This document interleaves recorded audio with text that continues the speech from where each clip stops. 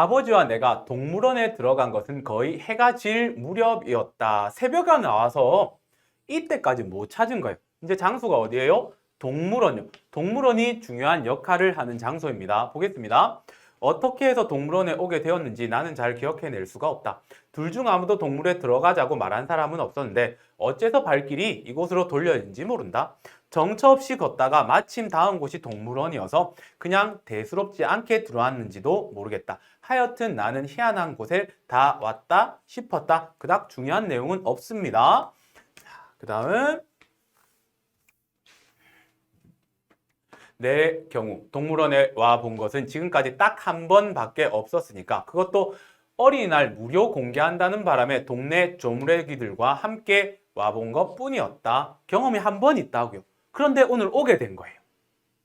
그땐 사람들이 치여 제대로 구경도 못했는데 지금 나는 구경꾼도 별로 없는 동물원을 더구나 아버지와 함께 오게 되었으니 참 가다가는 별일도 있는 것이구나 하였다까지 끊으면 여러분들 생각을 해보세요.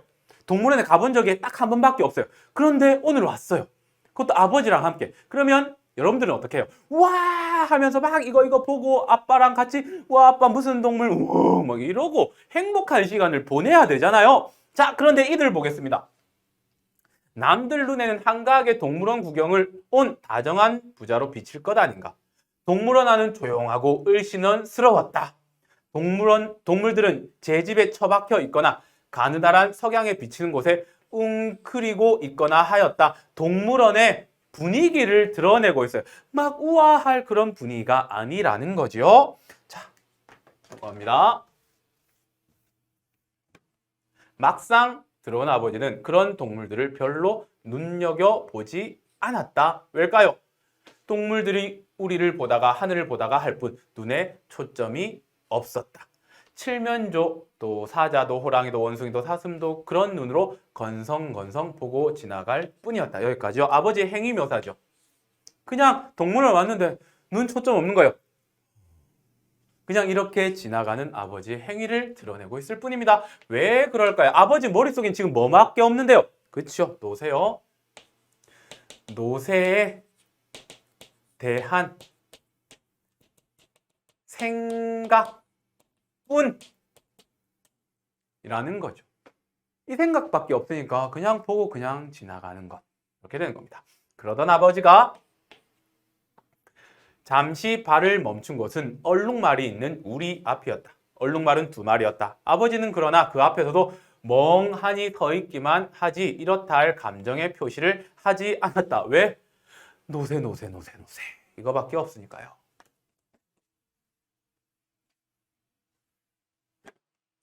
나는 그런 아버지를 한번 쳐다보고 얼룩말을 한번 쳐다보고 하였다. 그러다가 아버지의 얼굴이 어쩌면 그렇게 말이나 노새와 닮았는지 모르겠다고 생각하였다. 여기서 중요합니다. 그렇게 생각하고 보니 꼭 그랬다. 길게 째진 감정이 없는 눈이며 노상 벌름벌름한 코, 하마 같은 입, 그리고 덜렁하니 큰 귀가 그랬다. 아버지가 너무 오래 말이나 노새를 다뤄와서 그런 건지 애당초 말이나 노새 같은 사람이서 그런지 짐승과 평생 같이 해온 것인지는 알 수 없으나 막상 얼룩말 앞에 세워놓은 아버지는 영락없는 말의 형상이었다. 이게 되게 중요합니다. 출제 포인트가 될 수 있습니다. 자, 여기서 내가 뭘 깨달아요? 아버지가 노새와 닮았다고. 닮았다고 깨닫게 되는 거예요. 우리는 이미 알고 있었어요. 아버지와 노새가 계속해서 겹쳐서 똑같이 힘든 삶의 모습을 보여줌으로써 우리는 이미 알고 있었어요. 근데 이 아이는 이제 동물원에서 깨닫게 된 거죠. 그러면 동물원은 아버지가 노새와 닮았다고 깨닫는 뭐가 되는 거예요? 공간이 되는 거예요. 작가가 동물원으로 이들을 데리고 온 이유는 나로 하여금 이거를 깨닫게 만들기 위해서예요. 자, 그리고는 뭘 서술하느냐? 닮았다고 생각했으니까 그 닮은 이유가 서술되겠죠. 외양묘사요. 외양묘사를 통해서 이래서 닮았다 이렇게 생각을 하는 겁니다. 그 다음은 추측의 내용이고요. 계속해서 아버지는 영락 없는 말의 형상이었다. 이렇게 되는 거죠. 그러면 여기서 어떤 문제가 나올 수 있냐면 노새는 아버지는 노새 이렇게 되는 거예요. 이를 통해서 작가가 뭔가를 의도하고 있어요. 이들은 어떻게 살아요? 힘들게 살지요. 힘겨운 삶을 살아가는 처지가 닮은 거예요. 그 다음 두 번째는 뭘까요? 얘는 아까 뭐에 뒤처지고 있어요? 휘발자동차 3륜차요. 그런데 아버지는 기름 한 방울 나지 않는 나라에서 무슨 차야? 라고 이야기를 했죠. 그것을 통해서 뭘 드러낼까요? 둘 다 산업화, 도시화, 즉 시대의 변화에 적응하지 못하는 존재라고요. 그래서 이들은 어떻게 살아간다고요? 계속해서 힘든 삶을 살아가는 존재라는 것을 알려주고 싶은 거예요. 그럼 여러분들 이거 보고 깨달아야죠. 시대 변화에 어떻게 동참해야 됩니다. 그 다음 보겠습니다.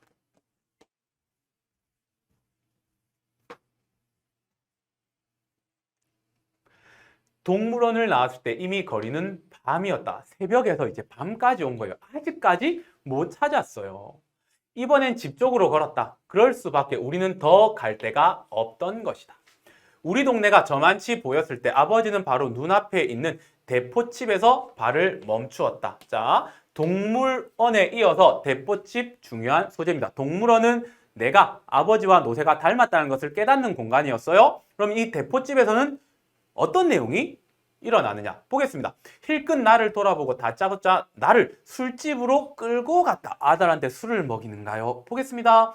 이런 일도 전에는 없던 일이다. 술집 안에는 사람들이 가득 차서 와곽 떠들어대고 있었다. 돼지고기를 굽는 냄새, 찌개 냄새, 김치 냄새가 집안에 가득했다. 술집의 풍경이에요. 저도 지금 배고픈데 이거 읽으니까 hungry. 자, 사람들은 우리를 의아스러운 눈치로 쳐다보았으나 이내 시선을 거두고 자기들 얘기 속으로 다시 들어갔다. 사람들은 다 무관심해요. 그냥 나는 들어가자마자 그 냄새들을 힘껏 들이마셨다. 자, 내가 지금 새벽에 나와서요. 밤 늦게까지 계속 걸었어요. 나이 어린 아이예요. 배도 엄청 고프겠죠. 그런데 여기 들어가니까 냄새가 쩔어요. 그러니까 들어가자마자 이렇게 한 거예요. 왜 이랬을까요? 배고픔 때문이에요. 그러니까 이 행위는요. 아이다운 순수한 행위임을 보여주는 거예요. 그냥 이거 하나 적고 가는 겁니다. 그 다음요.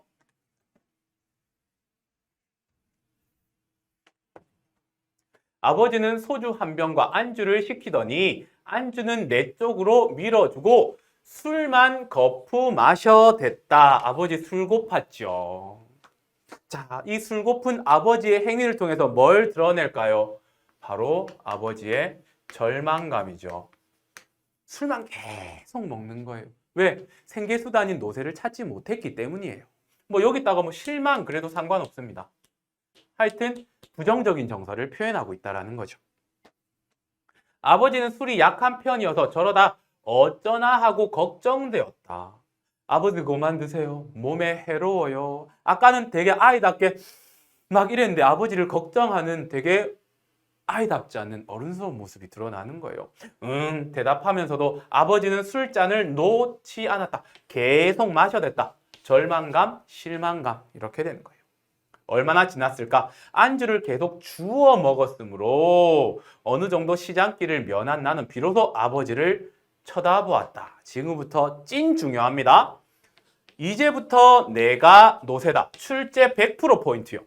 이제부터 내가 노새가 되어야지 별 수 있겠니? 그놈이 도망쳤으니까 이제 내가 노새가 되는 거지. 여기서 이 말. 이제부터 내가 노세다. 자, 노세 뭐였는데요? 아버지에게 있어서 노세는요,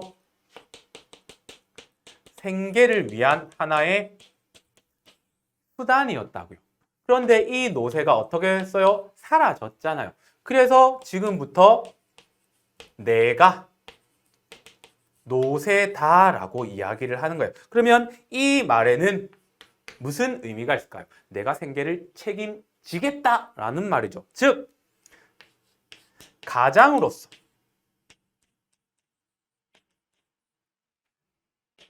의지를 드러내고 있는 부입니다. 어떤 의지요? 가족의 생계를 책임지겠다는, 생계를 책임지겠다는 가장으로서의 의지를 드러내고 있는 모습입니다. 그러면 대포집은 어떠한 공간요? 아버지가 절망에 쩔어 있던 그런 아버지가 가장으로서의 의지를 다지는 공간, 이렇게 이야기가 되는 거죠. 이해되겠습니까? 자, 계속해서 노세를 찾지 못했던 아버지가 절망감에 빠져 있었죠. 그런데 대포집에서 아버지가 뭐라고 이야기합니까? 내가 지금부터 노세다 라고 하면서 절망감에 빠져 있던 모습에서 삶의 의지를 다지는 모습으로 바뀌어 버렸어요. 지금부터는 그 삶의 의지를 다진 아버지가 집으로 가서 겪게 되는 또 다른 모습이 드러납니다. 확인하겠습니다. 기분 좋게 취한 듯한 아버지는 놀라는 나를 보고 히힝 한번 웃었다. 기분 째지죠. 이제 의지를 다졌으니까요. 나는 어쩐지 그런 아버지가 무섭지만은 않았다. 그러면 형들이나 나는 노세 새끼고 어머니는 암노세고 할머니는 어미노세가 되는 것일까? 나도 아버지를 따라 히힝 웃었다. 즐거워요. 지금 굉장히 즐거워요. 어른들은 이래서 술집에 오는 모양이었다. 나는 안주만 집어 먹었는데도 술 취한 사람 마냥 턱없이 즐거웠다. 자, 나의 심리가 나타나요. 그런데 왜 즐거운지 여러분들 알아야죠. 왜 즐거웠을까요? 아버지의 태도 변화 때문이에요. 태도 변화. 아버지가 어떻게 태도가 변화됐는데요? 찾지 못했잖아요. 절망, 실망이에요. 그래서 술만 계속해서 원샷 하신 거예요. 그런데 삶의 의지를 북돋웠죠. 삶의 의지를 가지게 됐다고요. 그래서 나는 즐거웠다. 이렇게 연결되는 겁니다. 이해되시겠습니까? 노세가족. 노세가족은 우리 말고는 이 세상에 또 없을 것이다. 자, 여기까지 분위기 좋았습니다. 아버지 술 드시고 삶의 의지 뿜뿜 한 거니까요. 자, 이상한 말이 있습니다. 그러나 이렇게 됐죠. 이런 말 나오면 좀 이상해요. 이러한 생각은 아버지와 내가 집에 당도했을 때 무참히 깨어지고 말았다라는 거죠. 어떻게 깨어졌을까요? 우리를 본 어머니가 허둥지둥 달려와 매달렸다. 급박한 상황인가 봅니다. 이걸 어쩌고? 글쎄, 경찰서에서 당신을 오래요. 그놈의 노세가 사람을 다치고 가게 물건을 박살냈대요. 이걸 어쩌지? 보세요. 경찰서에서 부른 거예요. 그 이유는요, 노세의 소동 때문에 큰일이 난 거예요. 이 소동은 어디서 알 수 있었죠? 나의 꿈에서 알 수 있었어요. 그러면 그 꿈은요, 현실에서 그렇게 이어질 것이라는 것을 우리에게 암시해주고 있었다고요. 이놈이 개박살 냈다고요. 노세는 찾았대? 라고 아빠가 묻습니다.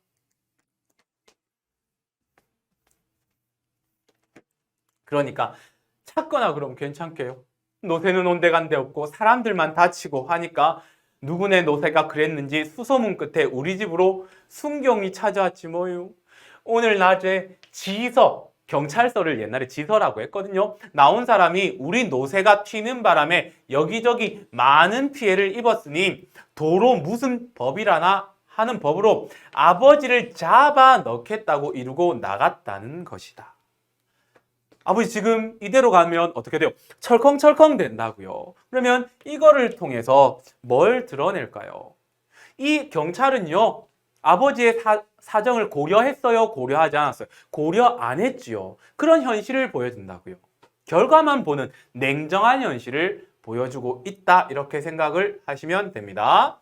자, 아버지의 사정을 고려하지 않는 냉정한 현실요. 냉정한 현실을 이를 통해서 보여주고 있다라는 겁니다.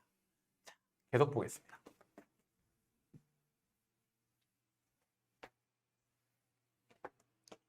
아버지는 술이 확 깨는 듯 그 자리에 선 채 한동안 눈만 뒤룩뒤룩 굴리고 서 있더니 힝 하고 코를 풀었다. 그러고는 아무 말 없이 시적시적 문 밖으로 걸어 나갔다. 나는 아버지! 하고 뒤를 따랐으나 아버지는 돌아보지 않고 어두운 골목길을 나가고 있었다. 자, 조금 전까지 어떻게 했습니까? 기분 업이죠. 삶의 의지를 다지고 왔어요. 대포집에서. 그런데 또 어떻게 됐어요? 노세의 소동으로 인해서요. 경찰서에 가게 생긴 거예요. 그러면 이거를 통해서 뭘 드러내고자 할까요? 도시 빈민은요, 즐겁게 살 수가 없다라는 거예요. 다시 어떤 삶을 살게 될 것이다. 다시 힘겨운 삶을 살 것이라는 것을 넌지시 알려주고 있어요. 어느 골목으로 갔어요? 어두운 골목이요. 막막하잖아요. 이런 삶을 또 살게 될 것임을 드러내고 있는 거죠. 작가 진짜 나쁘다, 그죠? 아버지랑 무슨 왼수가 졌길래. 자, 보겠습니다. 나는 그 순간 또 한 마리의 노새가 집을 나가는 것 같은 착각을 일으켰다. 자, 여기서 또 한 마리의 노새 뭐요? 아버지요. 이미 나는 깨달았죠. 아버지랑 노새랑 닮았다고요. 아버지 축 처져가지고 어두운 골목길 이렇게 나갑니다. 그걸 보고 나는 또 한 마리 노새가 나가는구나 이렇게 생각을 한 거죠. 그러고는 무엇인가 뒤통수를 때리는 것을 느꼈다, 깨달았다라는 거죠. 깨달았어요. 뭘 깨달은지 보세요. 아, 우리 같은 노새는 어차피 이렇게 비행기가 붕붕거리고 헬리콥터가 앵앵거리고 자동차가 빵빵거리고 자전거가 쌩쌩거리는 대처에서는 발 붙이기 어려운 것인가 하는 생각이 들었다. 자, 이거는 나의 깨달음이에요. 이 어린 아이의 깨달음의 내용이에요. 이 깨달음의 내용이 뭡니까? 아, 우리 같은 노새는 했죠. 노새가 뭐예요? 도시 빈민이요. 발 붙이기 어렵다고요. 어디에서? 비행기, 헬리콥터, 자동차, 자전거가 있는 거예요. 여기가 어딘데요? 산업화, 도시화 된 건요. 자, 그러면 나의 깨달음 정리해 보겠습니다. 뭘 깨달았냐? 도시 빈민은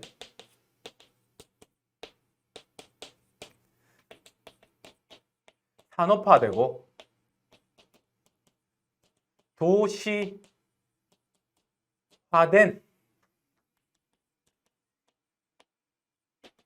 시대에서 계속 힘겨운 삶을 살 수밖에 없음을 깨달은 거예요. 제대로 살 수 없다라는 거죠. 그 반대말은 뭐예요? 계속해서 힘겨운 삶을 살 수밖에 없는 거죠. 굉장히 슬프죠. 계속해서 보겠습니다. 어린아이가 이걸 깨달은 거예요. 언젠가 남편이 택시 운전사인 칠수 어머니가 하던 말, 최소한 자동차는 굴려야지 지금이 어느 때인데 노새를 부려 했다 라는 말이 생각났다. 이거는 무슨 말일까요? 이 아주머니의 말의 의미는 뭘까요? 즉, 어떻게 살아야 된다? 시대 변화에 적응하며 살아야 돼요. 하며 살아야 한다. 한다라는 깨달음을 주고 있는 거죠. 그렇지 않으면 어떻게 돼요? 계속해서 산업화 도시화된 곳에서 제대로 살 수 없음. 그래서 힘겨운 삶을 계속해서 살 수밖에 없음을 드러내고 있는 거예요. 자, 마지막입니다. 그러나 그것은 잠깐 동안이고 나는 금방 아버지를 쫓았다. 또 한 마리의 노새를 찾아 아버지죠. 캄캄한 골목길을 마구 뛰었다. 계속해서 이 캄캄한 골목길을 마구 뛰었다라는 것은 계속 비슷한 삶을 살게 될 것이라는 것을 알려주죠. 비슷한 삶의 내용은 뭘까요? 힘겨운 삶이요. 아득바득 살아야 된다. 그래서 여러분들 어떻게 해야 돼요? 시대 변화에 적응해야 된다고요. 자, 여러분들 정말 긴 내용이었습니다. 저도 이거 수업하는데 너무 숨이 차요. 자, 간단하게 하나만 정리하고 끝내도록 하겠습니다. 제목 뭡니까? 노새 두 마리요. 그 노새 두 마리는 실제 노새와 아버지를 의미한다고요. 이들이 상징하는 바는 뭐라고요? 시대 변화에 적응하지 못하고 계속해서 힘겹게 살아가는 삶을 상징하고 있다는 것, 여러분들 이거 염두에 두고 문제 푸시기 바랍니다. 자, 지금까지 노새 두 마리였습니다.